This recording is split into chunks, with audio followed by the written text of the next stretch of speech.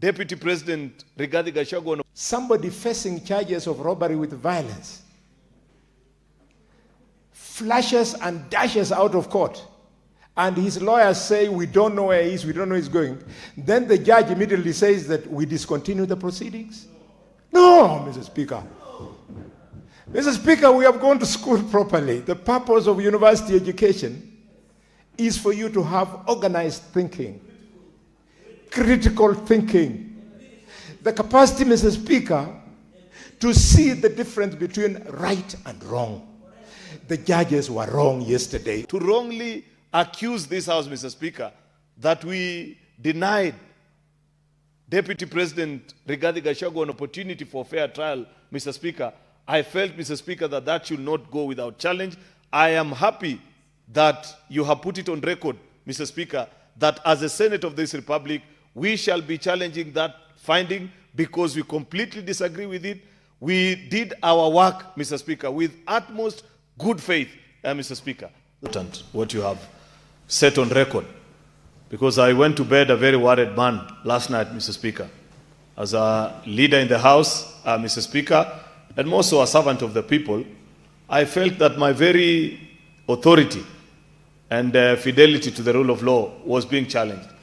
There are many things that citizens can say about Parliament, but Mr. Speaker, you'll agree with me that one of the things that this House is most celebrated for is how we conduct impeachment trials in the chambers of this House.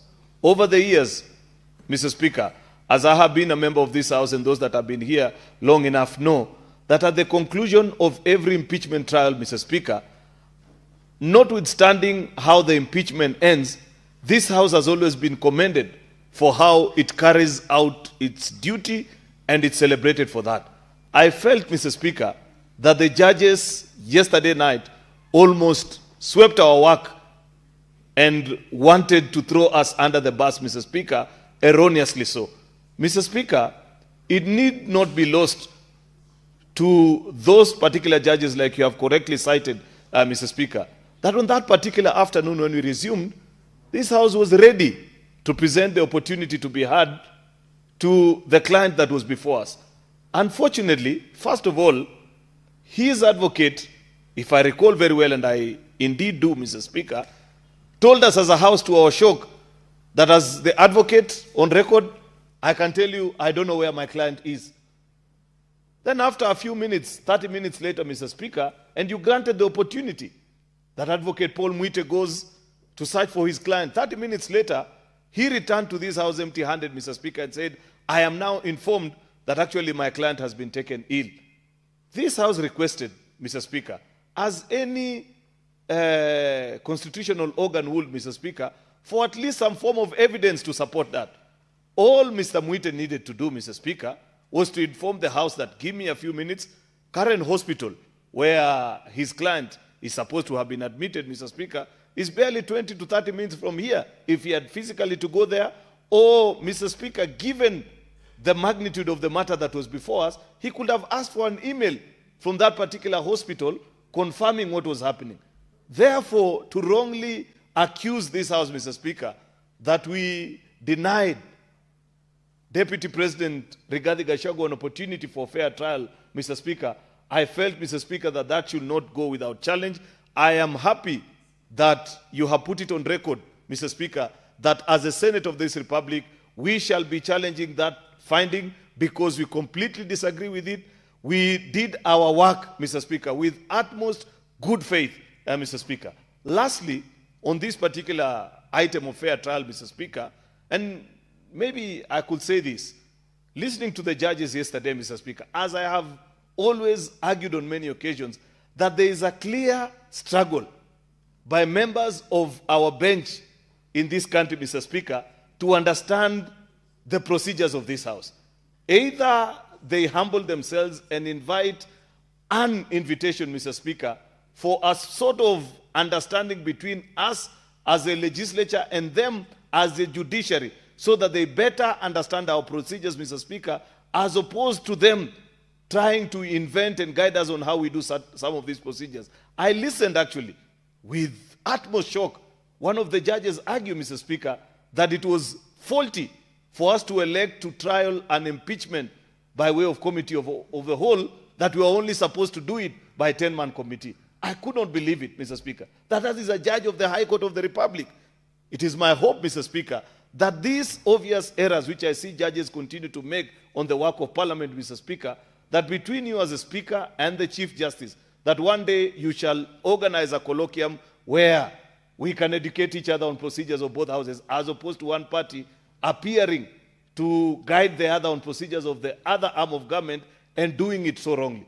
Therefore, Mr. Speaker, in conclusion, while I celebrate this, Mr. Speaker, I want to agree that we must enter, Mr. Speaker, a notice of appeal in the quickest time possible, because this cannot remain unchallenged. We did our work in utmost good faith, Mr. Speaker, and McHugh appearance by speaking was not the only way of trial that we could have done on this matter.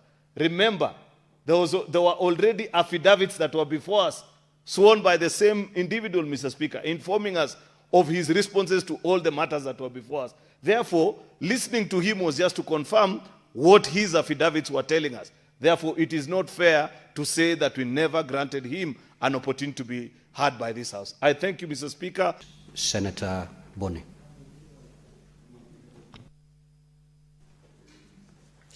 Thank you, Mr. Speaker.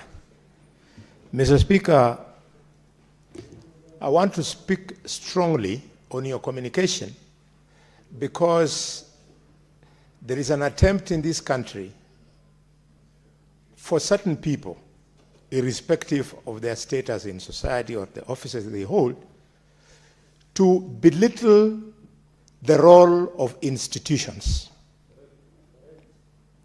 Mr. Speaker, if we allow Parliament, and Senate in particular, to be challenged in the manner that the judges did, we will be weakening Parliament, and there might be a deliberate attempt, Mr. Speaker, to ensure that the powers where we sit as a trial chamber that maybe do not please the people who practice in the courts should be removed from the institution of Parliament so that it remains there preserved. Mr. Speaker, I want to agree with you that we must appeal. But Mr. Speaker, I have heard you. I want to request that you consider also factoring in the appeal what Justice, allow me to quote, what Justice Anthony Mrima said himself, without being prompted by the Council of the Senate. Mrima said, it must be emphasized that the Senate is not a mere conveyor belt for matters originating from the National Assembly or any other entity. He went on and added that it is a revered House vested with autonomy and empowered to make decisions by way of resolution, and therefore the Senate retains the discretion to determine whether to accept any motion or petition for further deliberation. He must be reminded that when he was thinking rationally, as I have quoted him, how was he expecting this Senate without any application from Senior Counsel Paul Mwite that his client had fallen ill? How, without evidence, did he expect the Senate with the kind of discretion that he has? 1 minute to conclude. In conclusion, without that, for us to then agree with them, are they saying if somebody facing charges of robbery with violence flashes and dashes out of court, and his lawyers say, we don't know where he is, we don't know where he's going, then the judge immediately says that we discontinue the proceedings? No, Mr. Speaker.